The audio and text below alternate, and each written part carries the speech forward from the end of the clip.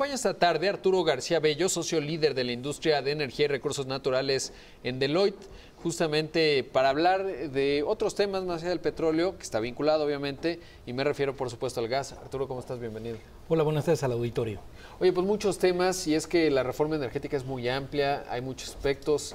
Justo hoy en radio platicábamos con el director general de Petróleos Mexicanos, que se centró el mensaje principalmente en las pérdidas de 30,000 millones de pesos, pero hay otros temas en donde México puede seguir cosechando éxitos, y es en el tema del gas. Sí, es así, Rodrigo. Mira, les comparto rápidamente al auditorio algunos datos duros muy interesantes. Hasta 2012 había 11,347 kilómetros. De esa fecha, de gasoductos. A esa fecha hasta hoy se han construido 2,386. En construcción hay casi 5,000 kilómetros. Prácticamente... Ese crecimiento te indica un 65%, lo cual es muy importante. Y esta estrategia que se ha tenido en este sexenio está dando resultados muy importantes, porque había varias ciudades que se vieron durante varios años amenazados por el abastecimiento del gas natural y con el consecuente efecto económico en las industrias. ¿Cómo explicas, digamos, o cómo explicarle al auditorio que nos ve esta tarde la importancia del gas? Porque obviamente es un insumo clave para el sector industrial, tendría que serlo también conforme avance, pues para los hogares incluso. Platicamos ahorita antes de entrar al aire, pues lo mucho que han aumentado los precios del gas LP. Creo que revisé los datos de la inflación de marzo y ya bajó poquito, pero estamos hablando que ha venido creciendo. Si uno lo compara, si lo hace en comparación anual, pues ha crecido mucho el precio. Sí, mira, yo te diría, en palabras sencillas, en el siglo pasado, a principios de 1900, hubo un industrial en Monterrey que tuvo la virtud de traer el gas natural. Entonces, si tú ves Monterrey versus la ciudad de Guadalajara, el crecimiento ha sido exponencial con el que ha tenido Guadalajara. Y no es una casualidad, y yo creo que ese empresario y varios empresarios de Monterrey privilegiaron el gas natural, el cual le dio un crecimiento potencial a Monterrey.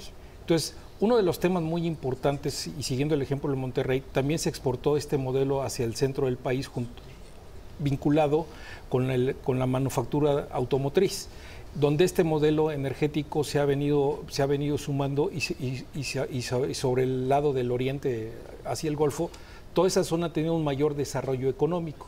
Y eso te explica por qué del lado del Pacífico no hay ese Producto Interno Bruto tan importante como lo hay en el norte y en el lado del Golfo. ¿Por qué? Porque el gas natural es un incentivo y es un motor que te da el crecimiento. Y por otro lado también el tema del gas natural en México, solo el 7% de la población consumimos en los hogares el gas natural, que es otra política de cada municipio y de cada región que se debe privilegiar. Y yo te diría, de ese 7%, el 80% está concentrado en la ciudad de Monterrey. O sea, hay un área de oportunidad muy importante sobre este tema.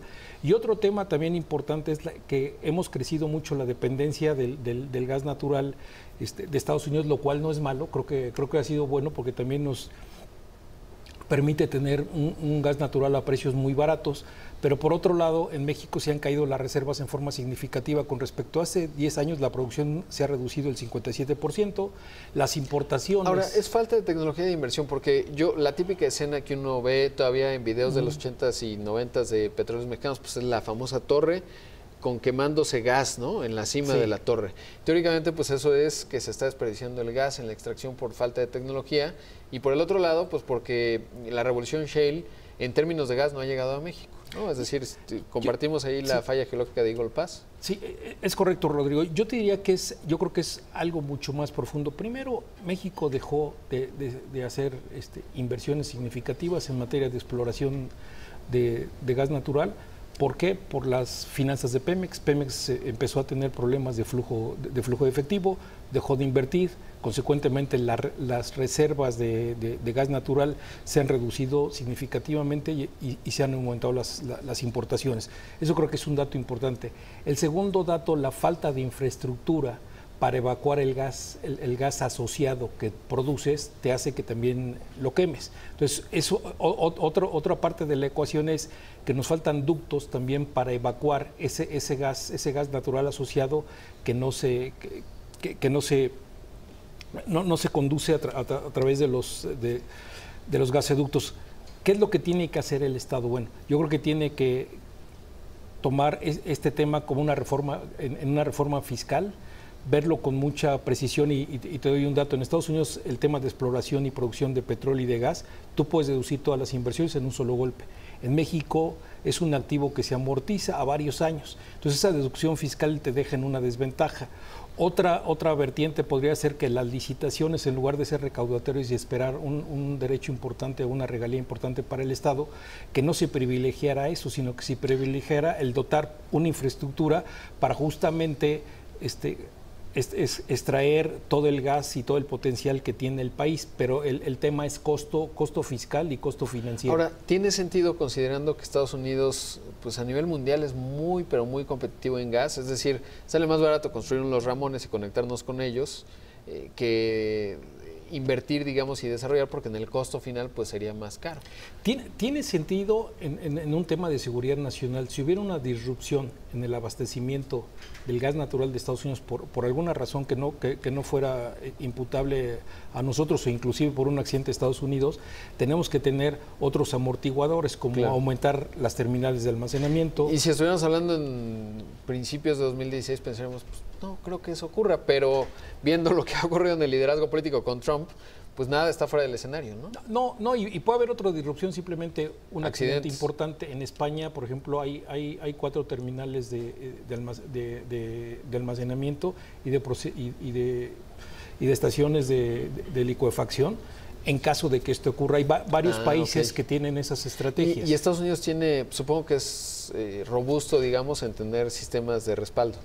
Estados Unidos lo tiene y tiene tal reserva de shale gas que no tiene un riesgo. Otro de nuestros riesgos con la reforma energética pueden construir terminales de regasificación y exportarlos a Asia y disminuir el abastecimiento a México por ciertos periodos y exportarlos a Estados Unidos. Ahora, de todas maneras, Estados Unidos tiene unas reservas mayúsculas que son muy importantes, ¿no? Ahora, yo creo que también otro tema es que en el próximo sexenio, el próximo presidente y su secretario de Energía deben de privilegiar el continuar con la reforma fiscal, la reforma energética y armonizarla con un ajuste en la reforma fiscal para seguirla incentivando y seguir con esta reforma y en armonía con el modelo de desarrollo económico por regiones. Creo que es toral que este tema se tenga como una agenda prioritaria y que los candidatos den claridad de qué van a hacer con la reforma energética en combinación con el modelo de desarrollo económico. Creo que es importante y en específico con el tema del gas natural. En el caso de Pemex, nuestro punto de vista en Deloitte es que tenemos un buen ejemplo. Tú mencionaste hace un momento los Ramones, es un buen ejemplo de una asociación donde Pemex hizo una asociación con privados y ahí están los Ramones, uno de los mayores gasoductos que cuenta México y ha sido una inversión muy exitosa. Y creo que Pemex debiera de revisar su estrategia, si debería de seguir construyendo ciertos gasoductos para privilegiar también la infraestructura del país, donde también para Pemex sea rentable este tipo de proyectos, como es el caso de los Ramones y otros desarrollos de infraestructura que Pemex ha sido exitoso, y eso creo que hay que subrayarlo fuertemente. Por supuesto, pues Arturo, como siempre un gusto platicar contigo y lo seguiremos haciendo porque hay muchos temas en cuanto a la reforma energética que abordar. Muchas gracias. Gracias, un saludo al auditorio.